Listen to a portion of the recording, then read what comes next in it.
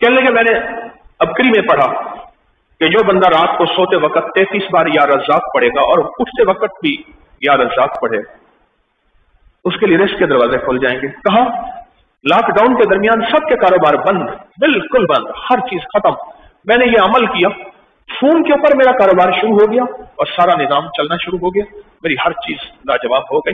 मैं सिर्फ सोते वक्त 33 बार पढ़ता था या रज़्ज़ाक़, सोते वक्त पढ़ता था, और उठते ही फौरन, यानी आंख खुलते ही फौरन 33 बार पढ़ता था या रज़्ज़ाक़। काम हो गया बेहतरी। ये सारी दुनिया के कारोबार बंद हैं, सारी दुनिया की रोजी बंद है, हर जगह रास्ते बंद, रेलें बंद, गाड़ियां बंद, ट्रक बंद, जहाज बंद, सब कुछ बंद है। पर मेरा रिस्क खुला भी हुआ है, चल भी रहा है। सिर्फ 33 बार सोते वक्त, कोई वजू कुछ ही शर्त नहीं, या रज़्ज़ाक़ पढ़ लिया। और 33 बार या रज़्ज़ाक़ पढ़ने में मेरे ख्याल में कि 1 मिनट भी नहीं लगेगा, 1 मिनट भी नहीं लगे, 1 मिनट भी नहीं लगे।